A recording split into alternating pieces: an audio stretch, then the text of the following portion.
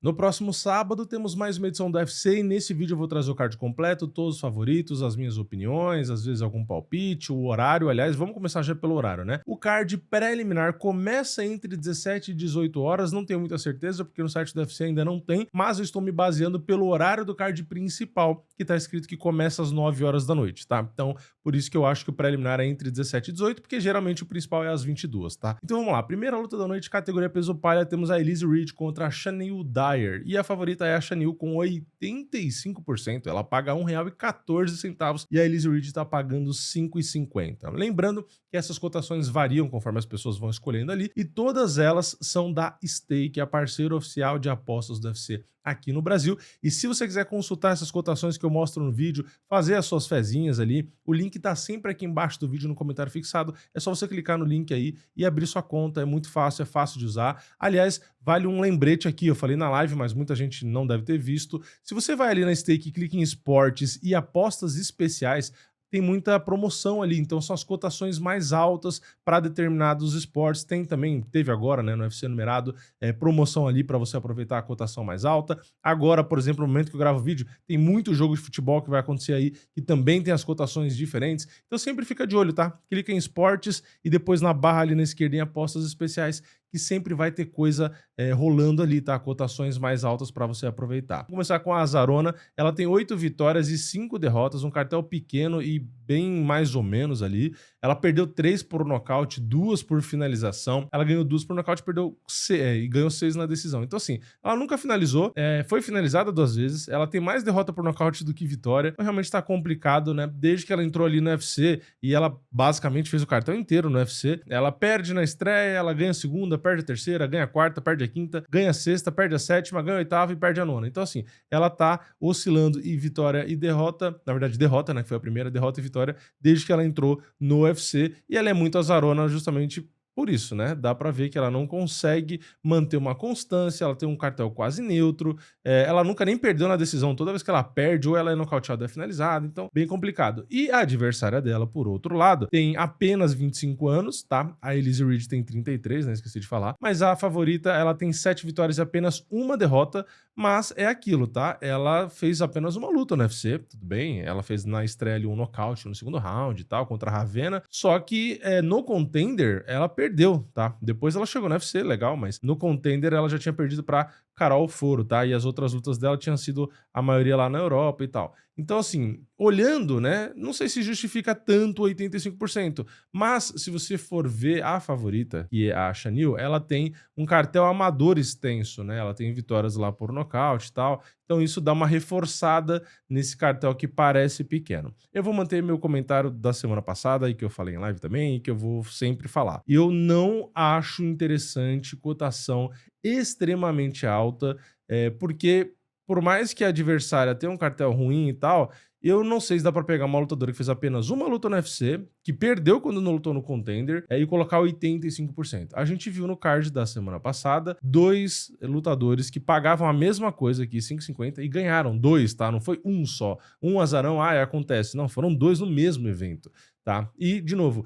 lutadores que não eram constantes ali, porque é o que eu falo, se tem um favoritismo muito grande, mas é um cara ranqueado, é um cara que a gente já conhece muito, que tem performances que são mais previsíveis, um nível previsível, tudo bem. Agora aqui, por mais que eu acho que ela deva vencer realmente, é bastante favorita, eu também acho, eu não, né, não gosto muito de confiar ali pra fezinha, eu falo, tá? Porque 1,14 é meio que garantido aqui 14% do que eu colocar. Não vai nessa não, tá? Porque o card da semana passada já provou que pode dar merda.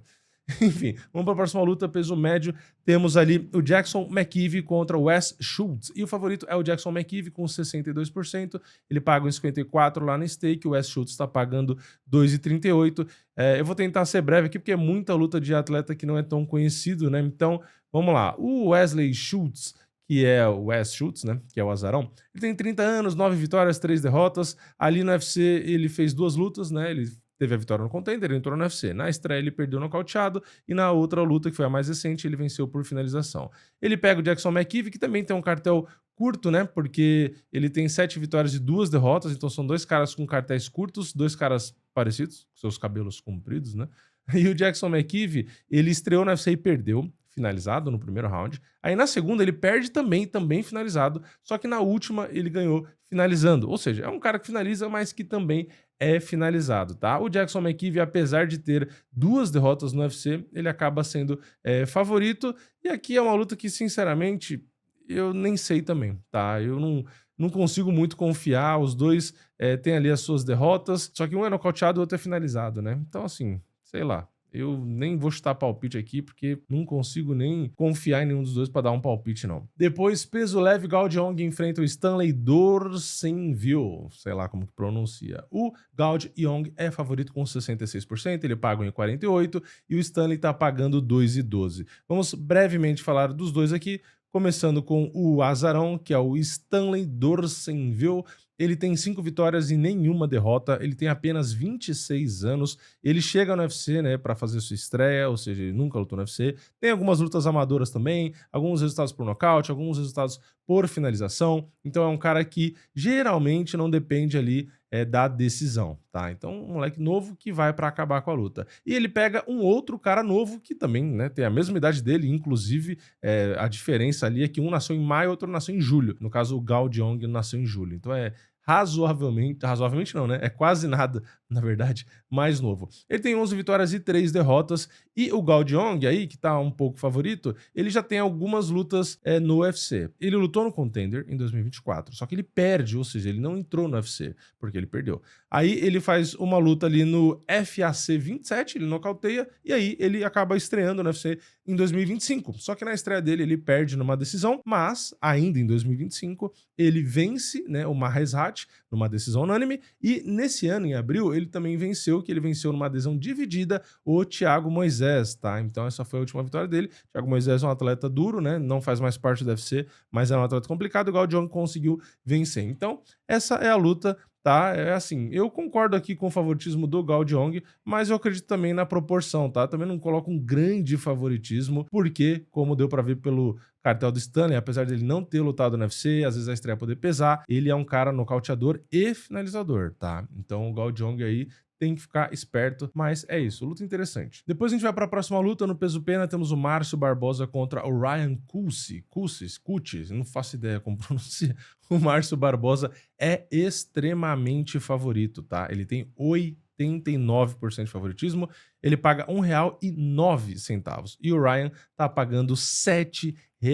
Meu amigo, que diferença, né? Que favoritismo. Vamos começar aqui com o azarão. O Ryan, ele tem 9 vitórias e 2 derrotas, tá? Das vitórias dele, 6 foram por nocaute. As derrotas que ele tem foram ali na decisão. Ele é mais um que vai fazer a sua estreia no UFC, tá? Ele já teve algumas lutas, na verdade muitas lutas canceladas na carreira, tá? Em outros eventos, não foi no UFC, mas ele teve bastante luta cancelada. Ele tem algumas lutas amadoras também, então o cartel dele, na verdade, é um pouco maior do que isso.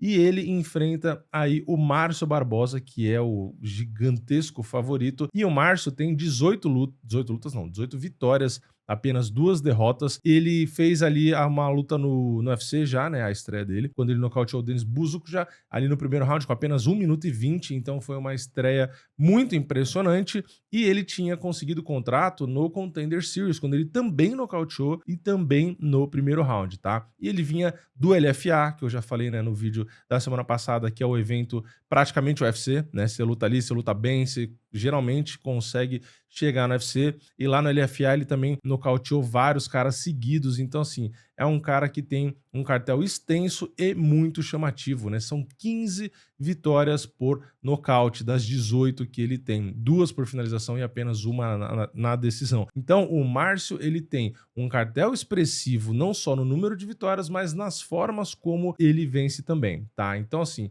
é muita experiência e muitos resultados positivos, então eu concordo com o favoritismo, mas vou manter o que eu falei da primeira luta, apesar de realmente achar um grande favorito, tá? Até coloco uns 70% aqui, mas eu só faço aquele velho disclaimer de tomar cuidado aí com fezinha, né? Se você for fazer, porque o percentual tá muito alto, tá? Às vezes você vai, pá, 1,9, né? Vou colocar na múltiplo e tal, não sei o quê. Cara, eu acho que ele realmente ganha, tá? Mas é só esse aviso aí.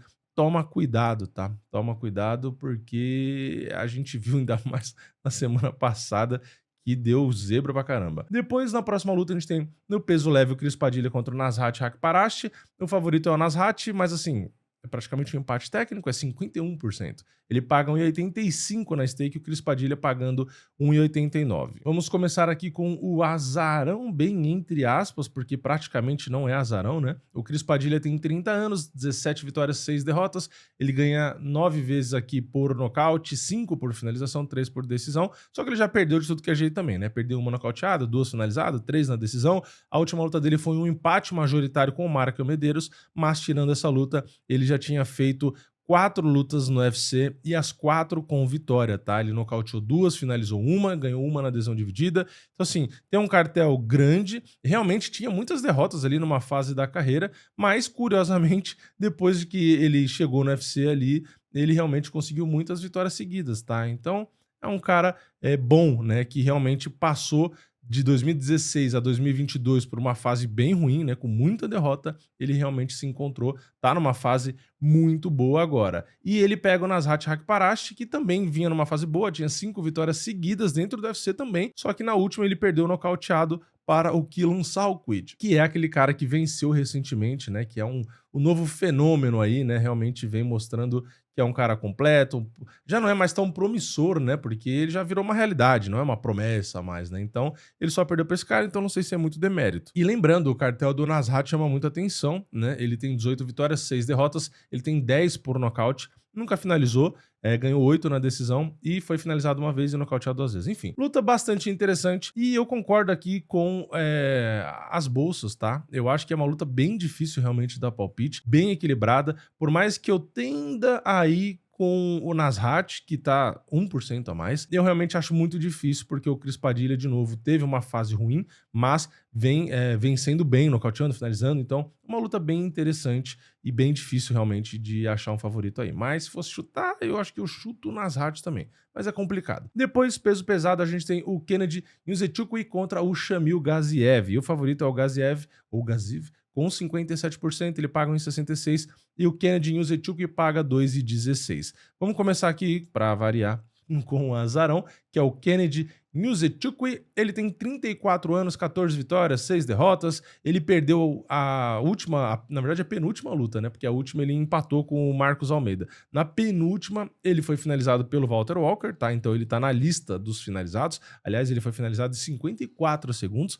Mas antes dessa derrota pro Walter, ele tinha ganhado de 2 caras, nocauteando os 2 no primeiro round, né? O Chris Barnett e o Lucas Brzeski. Mas 2 caras bem fracos, tá? E se a gente volta, o Vincent Pro, ele perdeu na decisão dividida, Dustin Jacoby, ele perdeu nocauteado. Então, assim, né? O Kennedy Nzechukwu não tá numa fase tão boa não, tá? Por mais que tenha 2 vitórias ali, são 2 caras bem fracos, tá? E o Shamil Gaziev, ele também não vem numa fase tão boa, né? Ele perdeu as 2 últimas, ele perdeu do Valdo Cortez Acosta, nocauteado no primeiro round, mas tudo bem, o Valdo Cortez Acosta estava bem. E na última ele perdeu pro Brandon Peretic, nocauteado no segundo round, que também é um cara bom ali, tá? Então, assim, as vitórias que ele tem era o Thomas Peterson e o Don'Tale Mayes, tá? Porque antes dessas 2 vitórias ele tinha perdido o Jairzinho. Então, eu até concordo que o Shamil Gaziev é favorito, porque, assim, das derrotas que ele também tem bastante, foi de nomes melhores ali do que o Kennedy Nzechukwu, tá? Então, aqui tem que escolher o menos pior.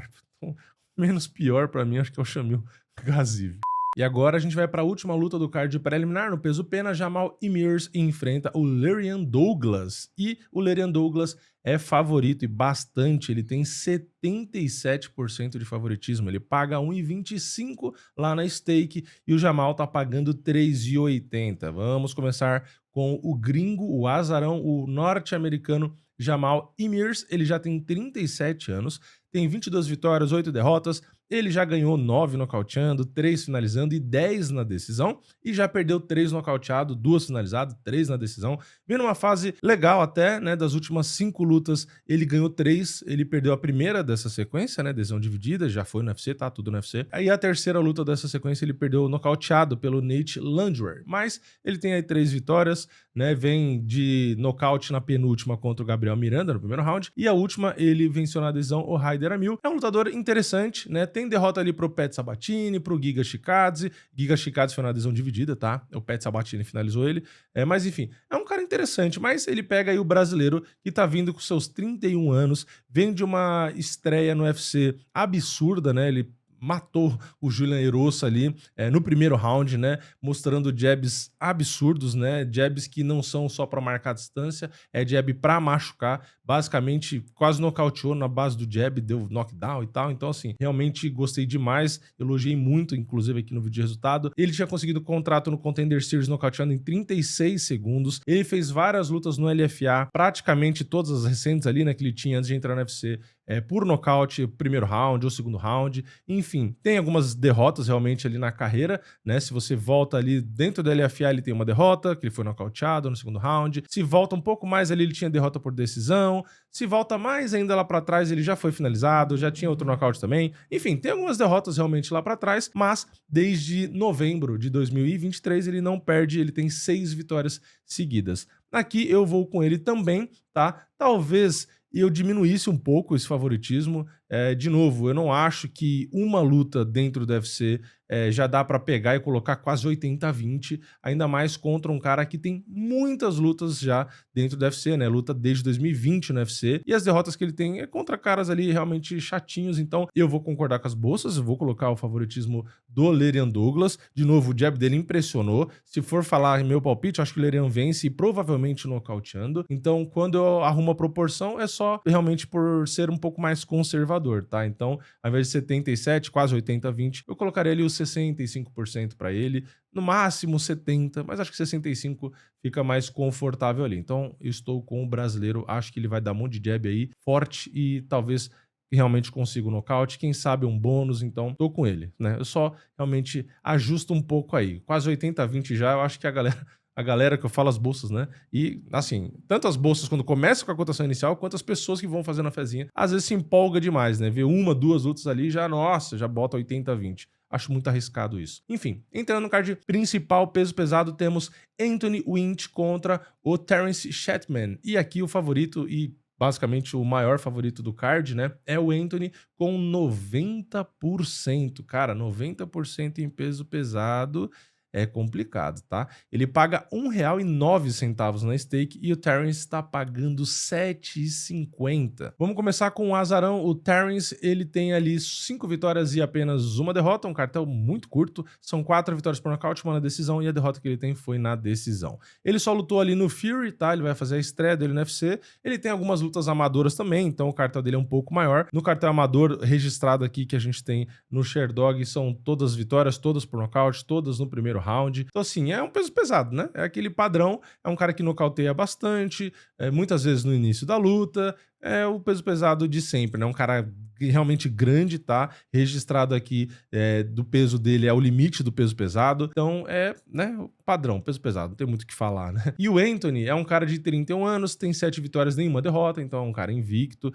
5 vitórias por nocaute, uma finalizando, uma na decisão. Ele fez as lutas também no Fury, né? Tem algumas ali no Fury, tem no Titan, também tem lutas amadoras, também nocauteando, e a diferença aqui do Terence, né? Que o Terence entra direto já no UFC, não tem luta no Contender nem nada, enquanto o Anthony fez uma luta no Contender e nocauteou em 34 segundos, então acaba que tem uma luta onde o pessoal viu mais, né? Tem mais visibilidade, né? O Contender e tal, e como foi arrasadora a vitória, ele é invicto, então tem esse favoritismo aí, tá? Então, de novo, não vou discordar das bolsas, tá?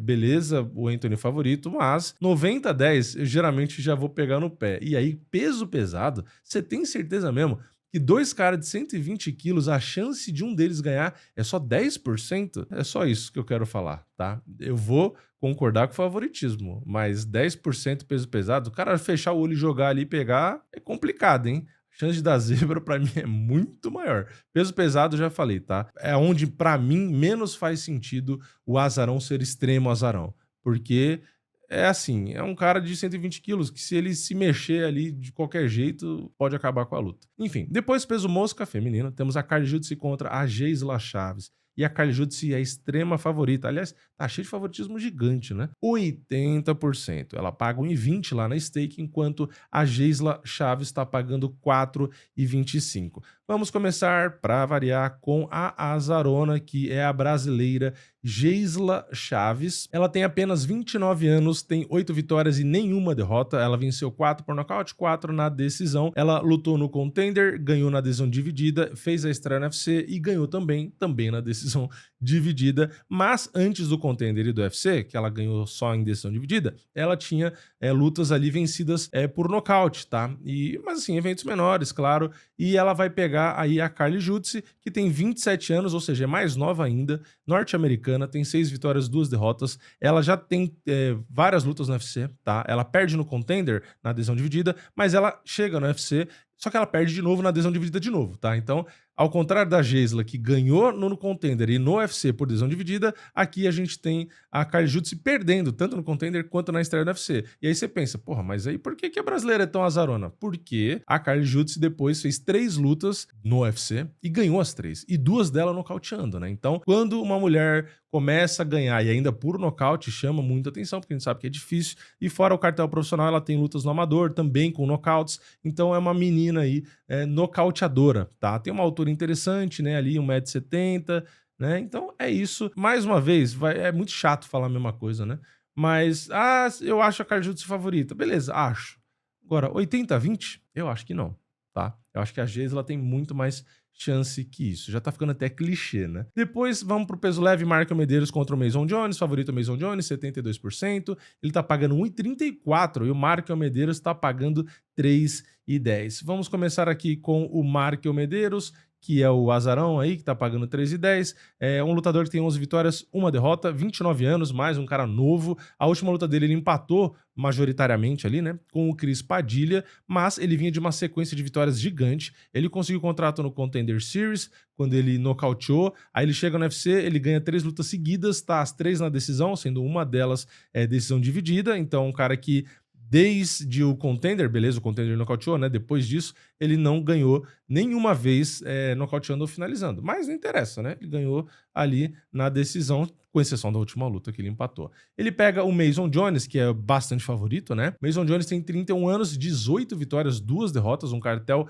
bem grande, bem expressivo. Ele tem 3 lutas no UFC, as 3 em sequência aí que ele ganhou, né? Ele ganhou a primeira na decisão, na estreia, depois ele nocauteia e na última ele ganha também na decisão unânime. Ele já tinha uma passagem pelo UFC, tá? Então eu falei 3 lutas nesse momento atual, né? Ele já tinha passagem pelo UFC quando ele perde na estreia do Mike Davis, aí ele tem um no contest, aí ele ganha e depois ele perde e aí ele sai do UFC. Aí quando ele sai do UFC, ele tem uma sequência de vitórias com nocautes e tudo no CW, né? O evento CW, no Cage Warriors. E aí depois dessa boa sequência aí de 4 vitórias, ele volta para o UFC e até agora ele não perdeu, tá? Então é um lutador interessante, agressivo, tem nocaute, tem finalização, tem bastante pressão no jogo dele. Então, assim, eu vou de Mason Jones também, tá? Vou concordar aqui. E aqui eu acho que a proporção até que não é tão exagerada. Acho que faz um pouco mais de sentido.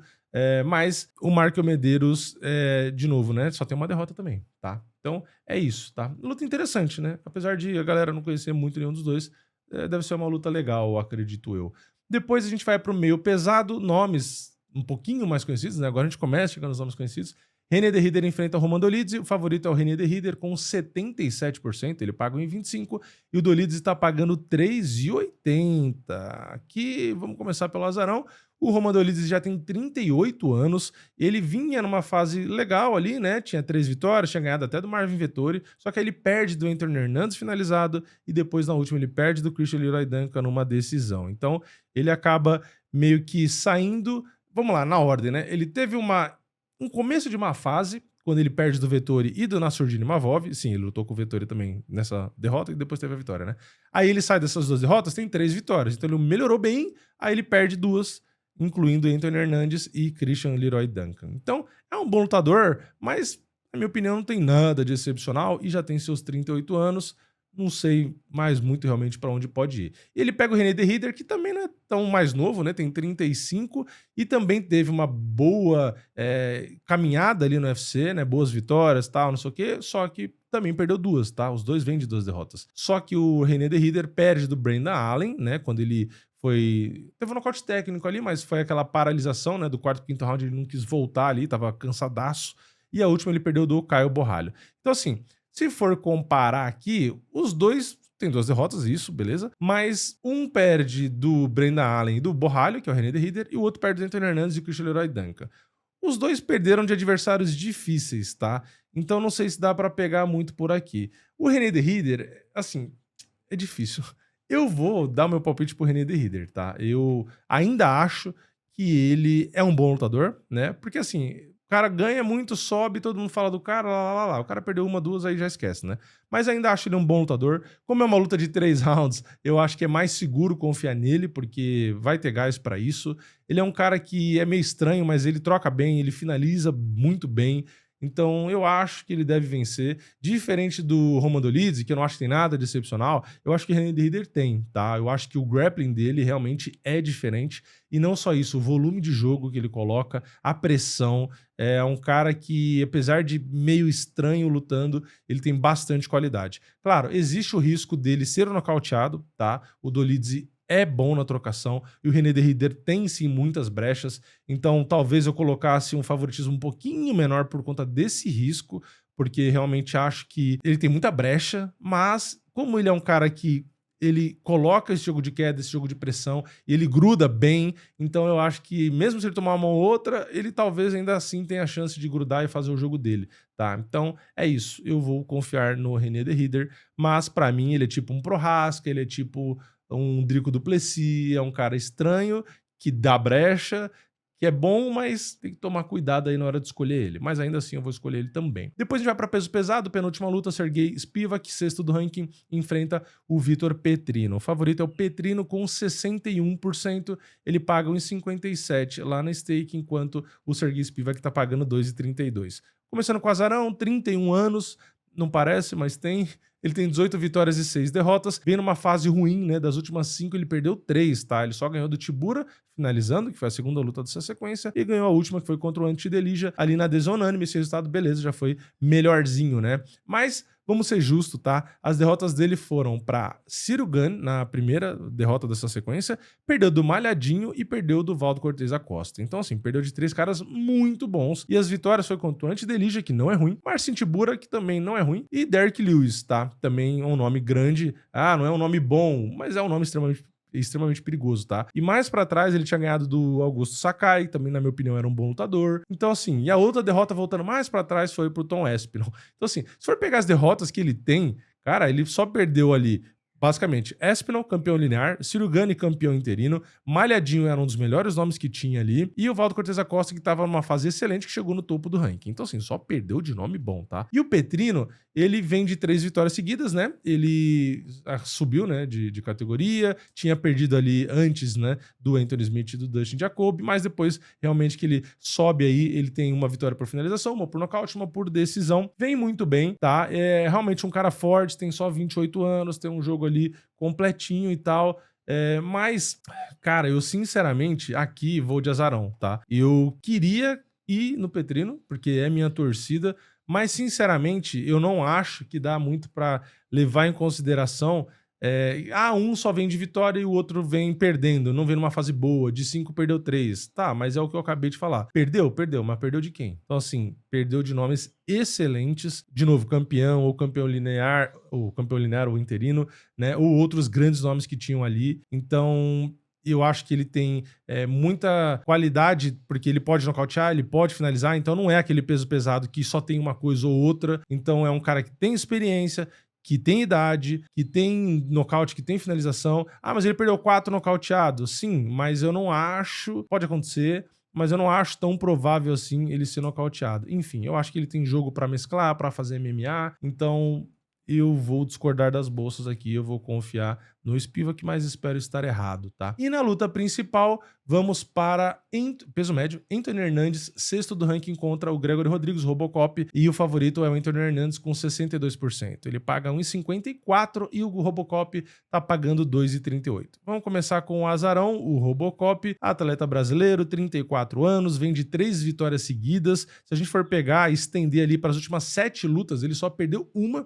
que foi pro Jared Cannonier, que ele tava bem, mas era uma luta de 5 rounds, rounds, aí ele dá uma desgastada e acaba ali sendo nocauteado. Então ele tá numa fase muito boa, são 12 vitórias por nocaute no total, 3 por finalização, 4 na decisão, nunca foi finalizado, perdeu 4 por nocaute e perdeu 2 na decisão. É um cara bom, né? Tem realmente, pelo menos no papel, jiu-jitsu, mas ele não usa muito, dá pra ver pelo cartel dele, ele gosta de trocar porrada. O início da luta dele, pra mim, é um dos mais fortes que a gente tem no MMA, tá? No UFC. Ele começa com muita potência, muita velocidade.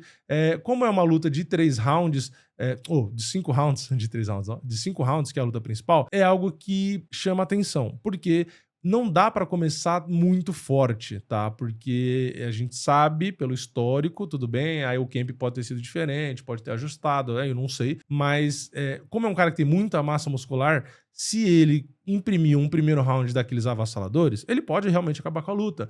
Principalmente se ele trabalha golpe na linha de cintura, que a gente sabe que o Anthony Hernandez, né, o Fluff, ele sofre muito ali, então ele pode conseguir um nocaute ali, mas qual o perigo, na minha opinião? O perigo o Robocop, a gente sabe, acabei de falar, que pode se desgastar. E por outro lado, o Anthony Hernandez é um cara que tem um gás que para mim continua sendo absurdo, tá? Aliás, já vamos falar dele, né? Ele perdeu a última pro Sean Strickland, realmente uma performance muito abaixo, foi nocauteado no terceiro round, mas antes disso ele não perdia desde 2020. Então, assim, ele vinha com uma sequência absurda, tinha finalização, tinha nocaute, é um cara que tem um volume de quedas absurdo. Então, assim, é muito gás, muita queda, muita finalização. Então, qual que é o dilema aqui? O dilema o Anthony Hernandez, se a luta dura, é muito bom pra ele. Diferente do Robocop, que se durar, ele precisa administrar o gás, precisa tomar cuidado. O Anthony Hernandez, além do gás, ele tem também a vantagem de fazer esse controle, né? Que é um jogo desgastante. Então, se ele derruba e fica ali fazendo grappling, vai drenar mais ainda o gás do Robocop. Ah, mas o Robocop tem técnica, tem jiu-jitsu pra bater de frente com o jiu-jitsu do Anthony Hernandez. Mas a questão não é a técnica só. A questão é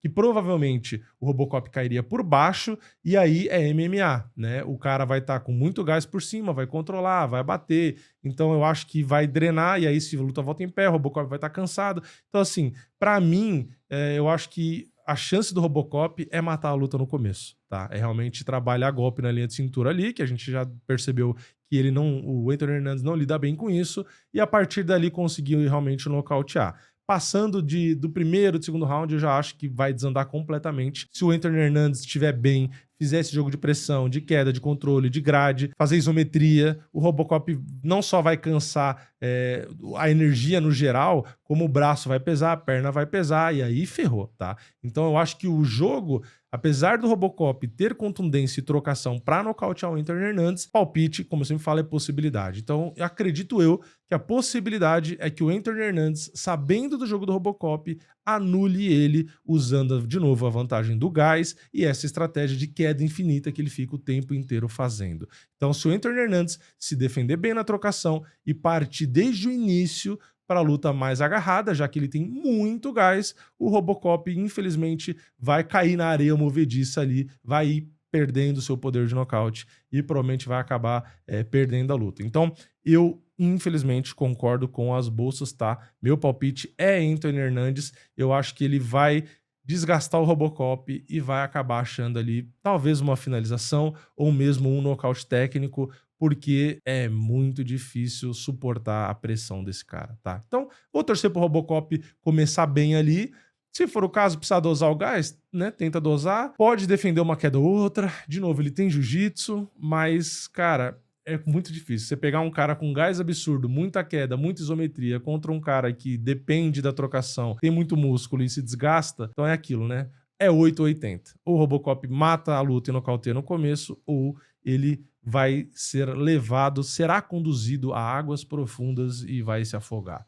Mas é isso, esse é o card, um card que, no geral, a galera não conhece muita gente, sei lá, não vai gostar muito, mas, na minha opinião, além de ter muitos nomes brasileiros, tem muita luta boa, tá? Então, comenta a sua opinião aqui embaixo, se você vai acompanhar o card, ou se você não tá nem aí, se você não for assistir, é só você voltar aqui e ver o vídeo de resultado, que eu vou falar o que aconteceu e se tem luta que vale a pena ou não você assistir, beleza? Então, é isso, deixa o like aqui embaixo se você gostou do vídeo, se inscreve no canal, ativa o sininho e eu vejo vocês na próxima. É nóis, valeu, falou!